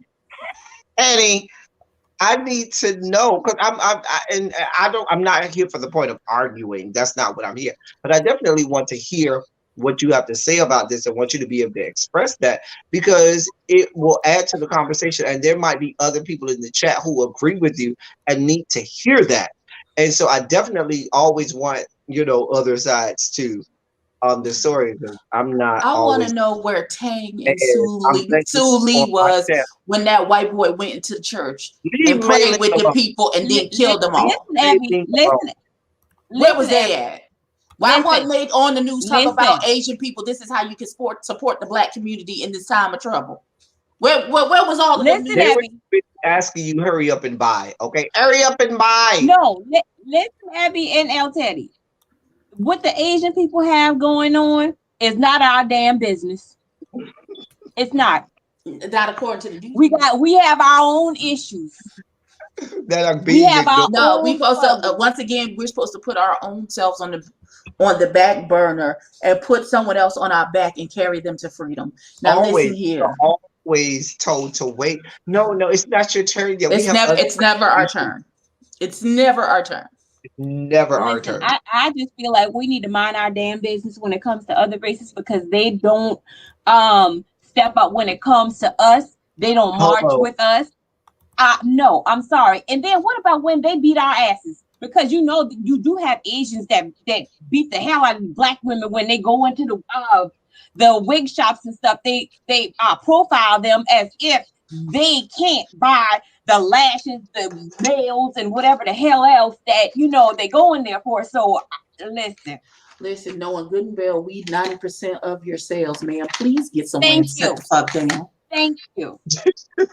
So El Teddy, you may get thumbs down for this, but I'm sorry. Okay, so if I have to cash app you, I'm gonna cash app you. But You got I'm at the that point where I all say, right. Thumbs up or thumbs down. fuck the Asians. I have to focus Oh. on. Well, wait, I gotta go get a pedicure. Wait, let's not go too far. Wait a minute. Because that one Just like Asian man who do my pedicure, I'm about to propose to him. I want to When get he the start rubbing my where legs, they put the listen. little fish on your feet. That's what I want. The one where they put the little fish to eat the dead skin. Oh no. I always get like a lemon citrusy or a vanilla honey, a honey lemon or something like that kind of pedicure. Billy B, don't get lost and don't not come back. Bring your behind back on screen. I'm sorry. Go ahead, Lex Mac. I'm gonna let you finish talking about Maylene and her sisters and brothers. No, the Lex already said fuck them. She done. Oh. I pretty much I'm serious. Listen. She said fuck them. I don't even go to the Asians to do my manicure or pedicures. I go to the black chicks. I give them my dollars. I did that, I and know. I had a bad experience, and I don't want to go to jail fooling with. I had a bad girl experience with Maylene with a pedicure. You know, when she get to that little toe and she cut too far in with the little nail clip, and it kind of clipped my skin, and I was bleeding profusely. Oh well, no. Oh wow! Not these big Fred Flintstone feet I got. Nope, I don't have those particular issues. But again, my thing is, let something happen to the Latino or Latinx community, and they look into us to bolster them through whatever the fuck is happening. Something happens to the Asian community, they look into us, the resident victims of all the bullshit, to see y'all gonna help us. But again, because we are the resident victims and we are the normal victims, so that it seems incongruous when something happens to another minority in this fucking country, we don't never get the same reciprocity. Listen, white people are always looking for another race, another minority to look out for than our black asses. They were glad that the Asian atrocity happened because that let them not have to deal with us and what the fuck they owe us.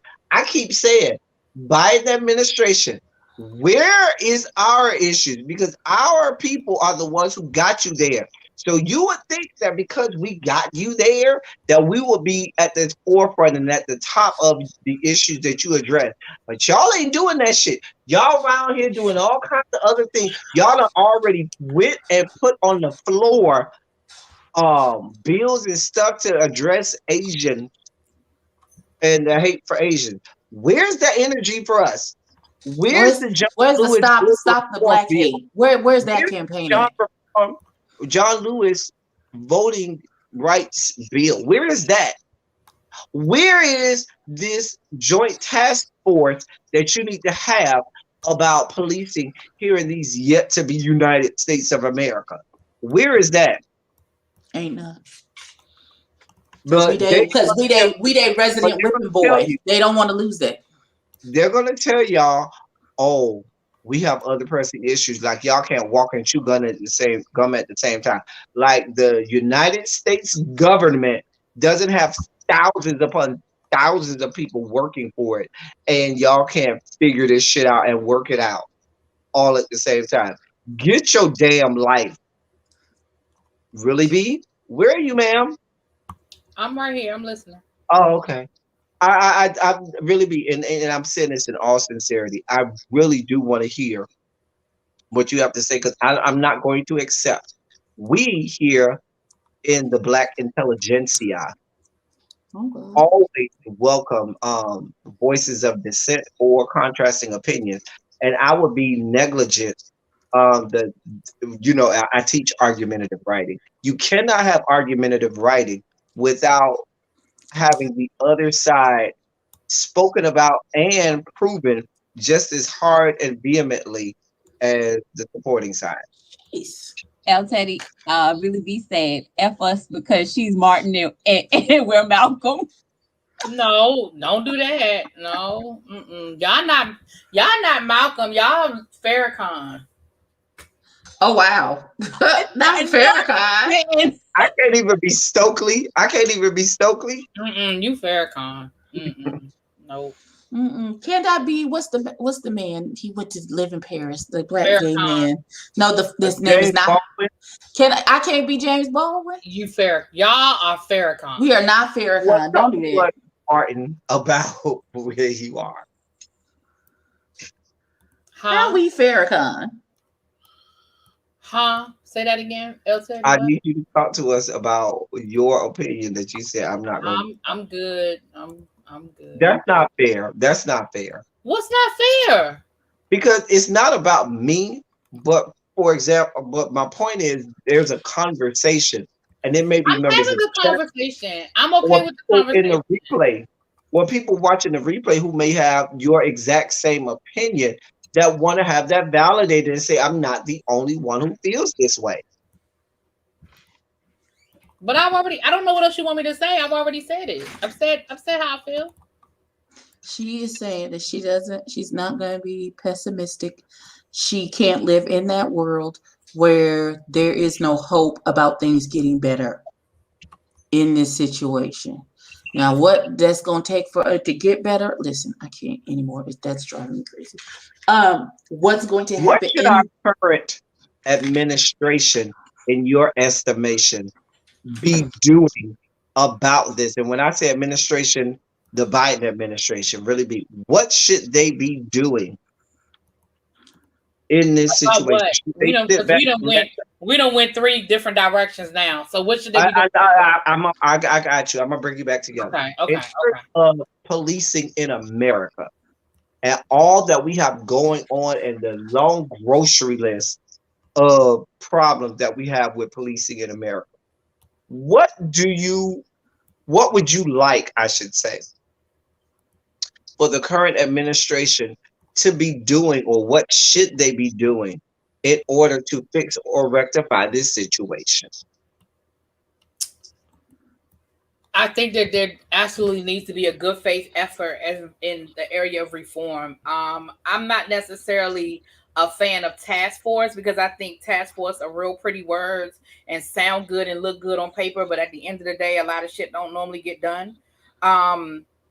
But I just think there needs to be a systematic overhaul. It's hard because police departments are not just state by state, city by city, county by county, so it's a lot of layers there. But I just think that there needs to be some uniform, and again, but there needs to be some uniform legislation on reform, on training standards. We've got to start at who we're bringing in. Like some of the suggestions that we made tonight I think are good suggestions as far as mental health and as far as maybe there should be stages in which weapons you get. I don't agree with not getting with not getting a gun at all, but maybe there should be stages. Maybe rookies shouldn't have guns and they should only have tasers. I can go with that. That's something I can definitely go with. You know what I mean? But there has to be, I think there just has to be some uniform in the actual training. Maybe there needs to be, just like they want to have universal background checks for, maybe there should be universal policies as it relates to police training, and then you start there. Unfortunately, the current police force, a lot of them are infiltrated with this negative energy, these negative mindsets, the supremacists, and so you're going to have to kind of just weed them out. I think there should be better protections for whistleblowers, for people who are willing to stand up and go against the blue wall. There needs to be better protections for them to encourage the behavior. That we need to take away the protections. Nappy Child said it earlier, and I know Nappy Child don't know what I'm talking about because she said it earlier. As far as the protection that police officers get. So I see you, Max. I know you got to go. I Oh, see you. okay. All right. yeah. I'll talk to you guys later. I have to let Dallas out because listen, I don't want these problems. So I will talk to you. I will talk to you later. Right. Thanks for having me.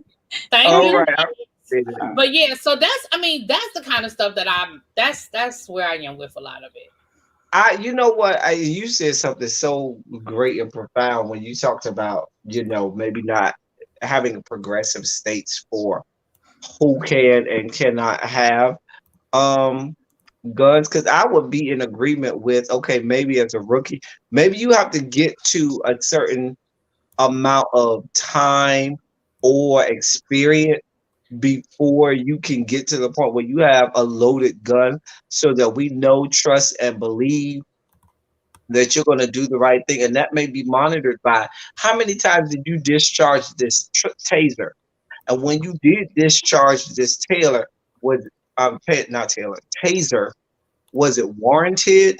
Was it for the right reasons? You know what I'm saying? So Right. those are you said, but they be partnered with a seasoned officer who does have one, wherein the right situation, if it does take that, they have one, but they also have that other person there that can say, hey, I need SWAT, or I need this unit of people whose job it is, and they're designated to everybody with them come with the guns, because it's that kind of a situation. You know what I'm saying?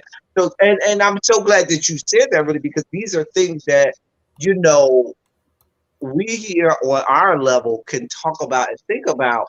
And I'm sure there are a lot of people a lot smarter than us with a whole lot more um, higher salaries than us should be thinking about.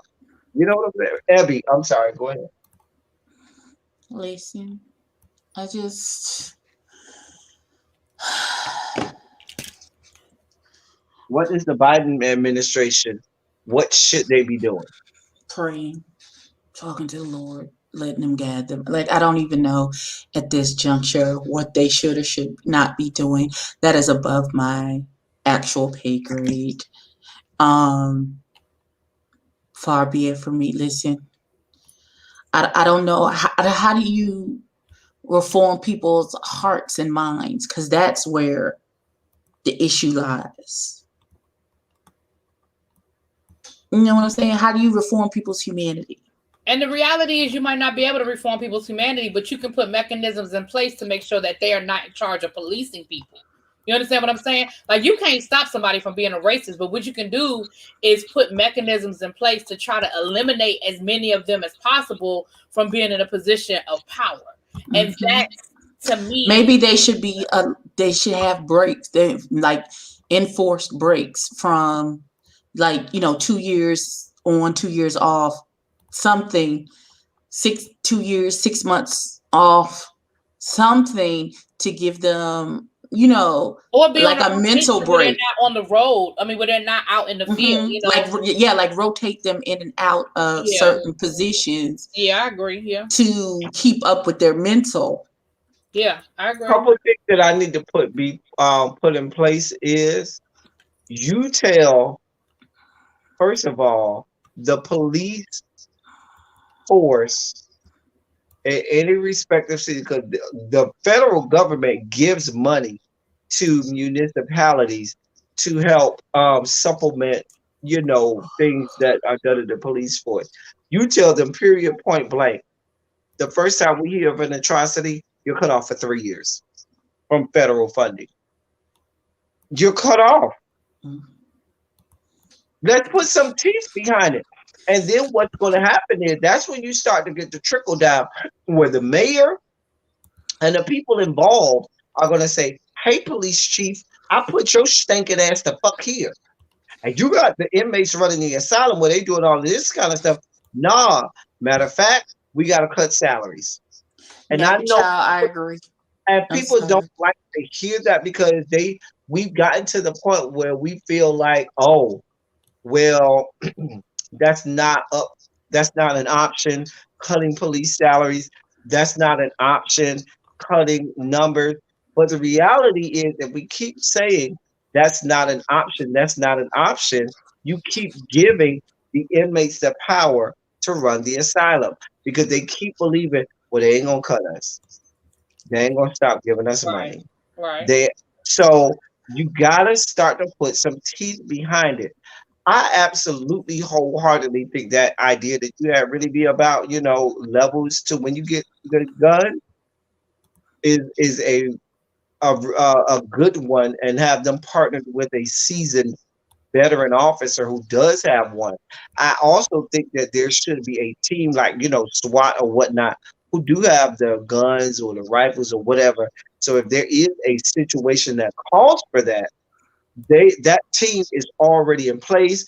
You already went through the protocols of getting that team involved, and you already know what you're going into. You're not at a routine traffic stop where you somebody for whatever even if, and here's my thing, even if the assailant or the perpetrator does wrong thing, they still are owed the right to go to trial. They're not owed the right to say, oh, don't worry about calling the paddy wagon, make sure you just call a coroner. That's just fear, because what that says to me is that means that you have no faith in the penal justice system or the judiciary system. That's what you're taking matters into your own hands because you say, I have no faith in the criminal justice system where you are a part of it. And that's a problem because you have now said the penal system does not mean anything. And now I'm going to be judge, jury, and executioner. And you don't have that authority, and you do not have that right. And so that's why I feel like a police officer that decides that they're going to be judge, jury, and executioner or anything should not continue to have a job. Even if you do fire a firearm, your first option should not be head or chest. That should not be your first go-to to shoot to kill. And I think that's one of the pivotal problems that we have. Every time we see these officers shooting up, you can shoot somebody in the leg or shoot them in the arm and disable them or whatnot or do something, as opposed to say, oh, you check it out. That shouldn't be your first option. Even if you say, I'm gonna shoot him in the arm that's holding the gun, you know what I'm go through options, but your first option should be, oh, I'm gonna take him out. And the reason that people always, and I think what's dangerous is a lot of times regular citizens think about it as being a regular citizen and not as a police officer who has training. And really be, I'm a tag team you on this one. We as teachers, our protocol for what we do to a child is very different from what the average citizen or parent or anybody else would do to a child. We are long suffering because of our training, because of our profession, and because of what we do, to know it's nothing that a child is going to be able to do, say, or whatever that's going to make me really say, oh, I'm about to put my hands on this child because they said something disrespectful, or they moved a certain way, or they did a certain thing. Whereas in the streets, or a parent may very well say, oh, bitch, you did something, oh, bitch, you finna get one. We don't have that option.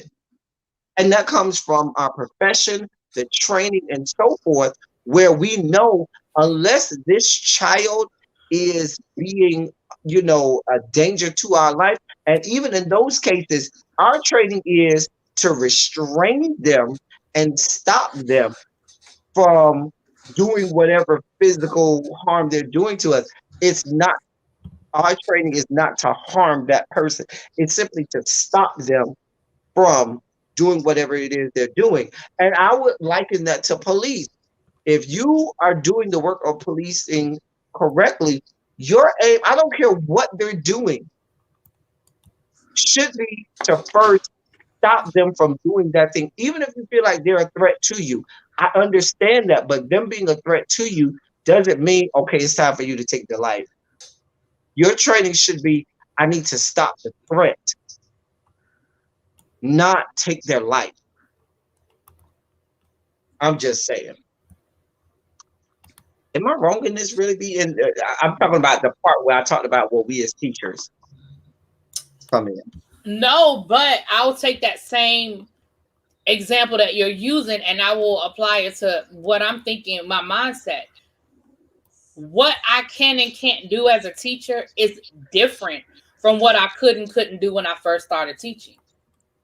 Exactly. Now I agree with you. When we start talking about, and so that's what I'm saying, when I start talking about police reform, I can't, and I know we're talking about on a much serious level, I get that. But the same mentality that I have is that's the mentality. You know, the things that I was taught when I first started teaching that the old school teachers told me to do are illegal to do now. It's corporal punishment now. Exactly. I would get in trouble. But that is how I was trained as a teacher. When I first started teaching, my principal said, I don't want you giving out books the first week of school. The only thing you should be doing the first week of school is teaching policy, procedure, you know, and that kind of thing. We were taught, in the school I was, the kids had to walk on the left side, single file line, left side of the hallway. And that is all we were supposed to be teaching. How you want them to come in your room, how you want them to leave your room, how to walk up and down the hallway. You know, like this is what we were told. And my principal was like, I don't want any books going home the first week of school, because the only thing the kids should be focused on is learning what your policy and procedure is. That is what I want to see, right? And over time, not only did that change, but it went from the exact opposite of we don't want kids to take books home on the first week to kids need to go home on the first day with books. That's right. That's right. It went from you better march them up and down this hallway and teach them how to walk down the hallway and teach them how to transition from class to class to that's corporal punishment. You can't do that. So again, I know it's a much smaller because again, we're not talking about people being murdered in the middle of the hallway from racist teachers, but it's the same mentality of this is what we were taught. It's no longer okay or acceptable, if it ever was, to be honest, but it's what we were always taught. And now I either got to adjust or I'm going to lose my fucking job because I'm going to get written up. Even with union protection, I'm going to get written up one too many times for corporal punishment. You understand what I'm saying? That principal going to come in my room and say, I don't understand why you didn't give out no books. Why didn't your kids go home with homework the first day of school? That's what you were instructed to do. And regardless of how right I think I am, I'm either going to conform or I'm going to have to find another job. And I know that the comparison is different. I understand that we're talking about the comparison is different, but I'm saying it can be done, but you've got to change the training. That's all I'm saying. I'm with Zap Allen. When I first started school, we still got spanked when I first started. I got spanked too in school. But by the time I got in 12th grade, I'm with Zap Allen. If a teacher looked at you wrong, they might have got arrested and taken down. Yeah, so that's what I'm saying. Yeah. Zap Allen and I might be like around the same as it because I vividly remember when I first started, and even little stuff like being able to go off campus for lunch. When I first got to 9th grade, we could go off campus for lunch. Toward the end of 9th grade, this boy got shot off campus during lunch. When they was on campus, they shut that down real fast. Bam. Yeah. This boy got shot and killed my 9th grade year. Nah, we ain't doing that no more. Everybody's still.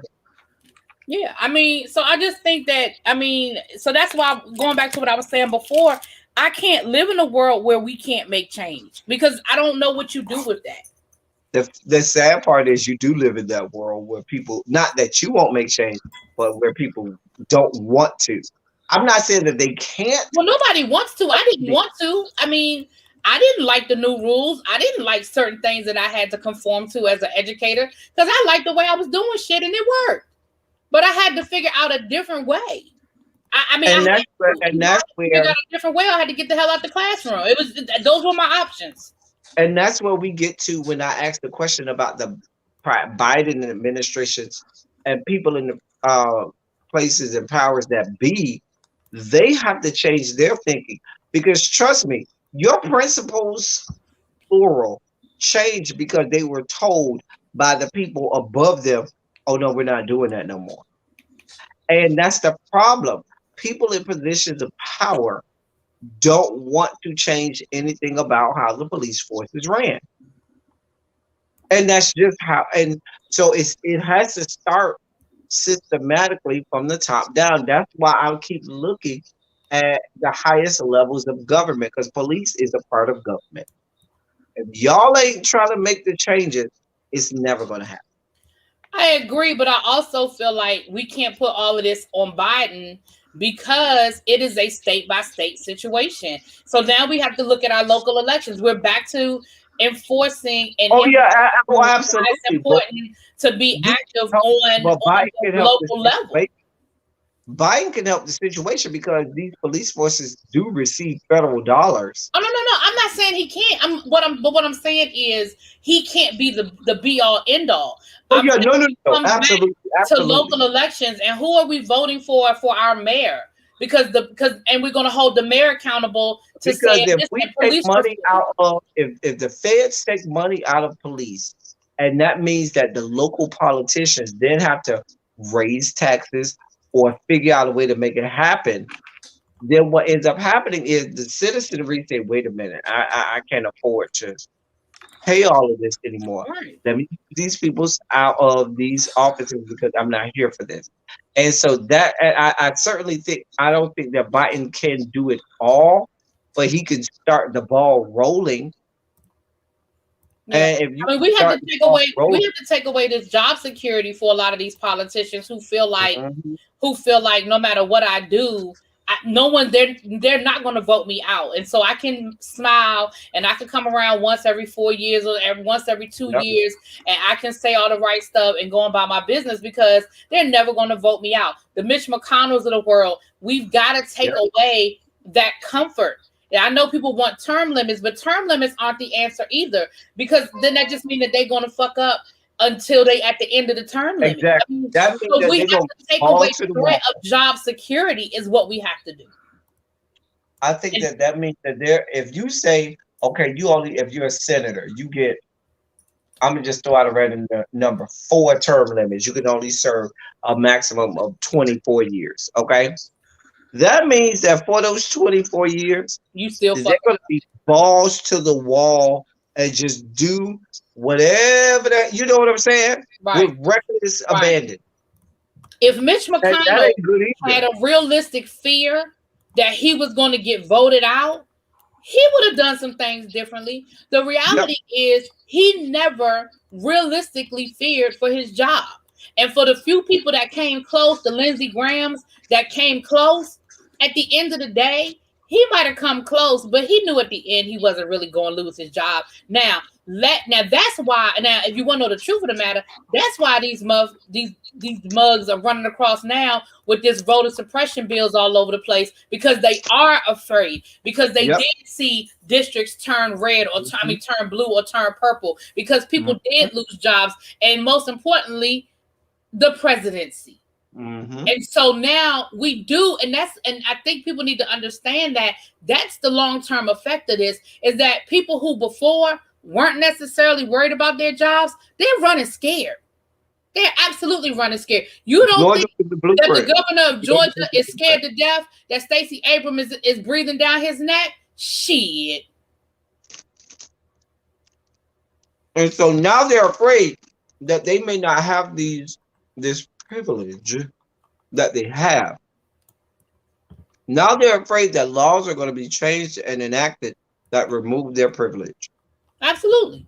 And so that's why, yes, it's important. I mean, it's important that we're paying attention, and it's important that we are, in every way that we can, staying involved, because again, what they're going to convince themselves of is, oh, it was just a fluke. They were just mad at Trump. They don't really mean it. Just like with Obama. They weren't, the Obama effect only lasted for 2 years, because once those midterm elections rolled around and we didn't show up for the midterm elections, they were no longer afraid of us. And I'm not going to even say midterm election because there are a lot of municipalities, counties, or parishes and states that have very important elections this year in 2021. Right. That But you that's what need I'm to saying. be a The fact is only going to last as long as the fear, I mean, as long as they think that we're going to show up and show out. Mhm. If we don't show up the next time, then the fear is gone. And that's what I'm saying. That's why they were no longer afraid. They listen, we had them on the ropes with Obama. We had them on the ropes with Obama. But once we didn't show up, when it wasn't about a black man becoming president, these people came in. yeah, once it was no longer about a black man becoming president, oh, they were like, oh, well, we ain't worried about them. And we saw what happened with the midterms. And we saw what happened after that. After those midterm elections rolled around, there was no fear anymore as it related to the Democratic Party and Barack Obama. None. None. And so that's why I'm saying right now, people need to be paying attention. We got them on the ropes. That is why they are running around here pushing through this crazy ass legislation, because we got them on the ropes. We got them on the ropes. But if we don't continue to show up and we don't continue to apply the pressure, because even though the Lindsey Grahams of the world didn't lose his seat, the pressure was there. He had to actually go out and campaign. He had to actually go out and debate. He had to show up. You know what I'm saying? What are you eating?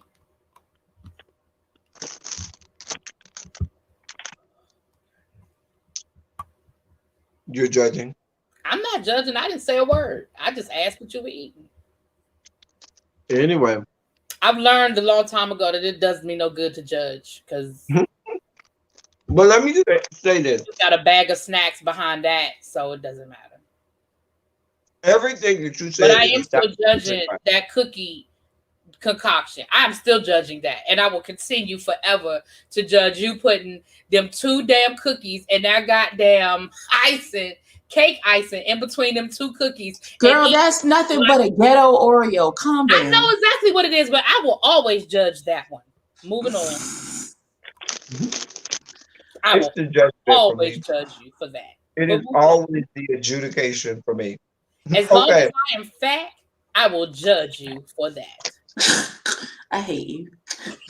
If there is nothing that you get from this entire conversation, policing in America cannot be fixed until we fix politics and the people in positions of power. Because from the a lot of police chiefs in a lot of areas are appointed by the mayor. Some are elected, but a lot of areas is appointed by the mayor. And they get their directives from county hall or city hall. And so what happens is, if you don't elect the right people in positions of power, these policing will never change. And we don't get the right administrations at every level, and we don't go out and vote in our best interest, especially on the local level. We never get. That is the way to fight and beat or policing. We have to get out and vote on the local level, because that is where most of this stuff gets fixed. The county commissioner, the city council, the city councilman, the aldermen, and all of the other local officials for your district, they are the ones that you need to be voting for. They are the ones that you need to be campaigning, because some of us live in areas where we know, okay, in my respective area, I know that person's going to be right and do right by us. But all of the others, you might have, let's say you have 10 seats. You know, these 3 seats over here on the south end are going to all go black. They all going to do the right thing. But those 7 other seats on the other end is going to all go white. So the voices of those 3 black people ain't going to mean a goddamn thing, because they got to go against these 7 other white, you know, or I'm not just going to say white. But I also need to, I'm just saying, don't, because sometimes the skin folk that we put in positions of power are not kin folk, and they just do. So yeah, those steal my thunder. I gotta I've already started working on a video I got for young politicians, young black politicians in America, and the sexy ass mayor of Baltimore with that sexy ass And afro. and the Blowing my one from what's the name of that Jackson, show? Mississippi, Yes. and the one from Yes. Birmingham, Alabama got a cute one too. Go look up Birmingham, Alabama. They got a cute one too. There's a bunch of them out there every chat. Lord, we played a date show with mayors. Okay.